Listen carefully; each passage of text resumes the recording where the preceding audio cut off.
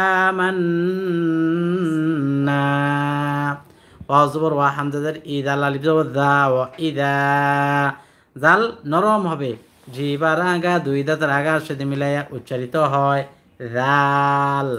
জ সা, দেখেন সবাই এই মাকরাজটা দেখেন, জিবার আগা দুই দাঁতের আগার সাথে মিলাইয়া উচ্চারিত হয় জ জাল সা, জ জাল সা।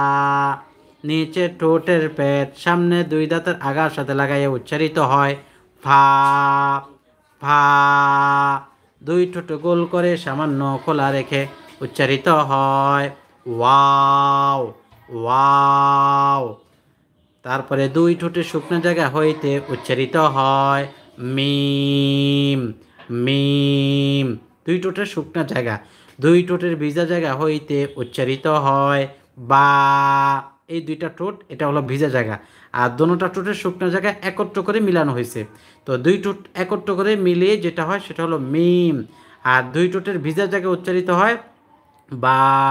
তো সবচাইতে উচ্চারণ করতে আসলেই সহজ, মানে মাকরাজটা সহজ, কিন্তু ভুল করে সবচাইতে বেশি এই মাকরাজে জ জাল থা, এই মাকরাজে। তাহলে জিহ্বার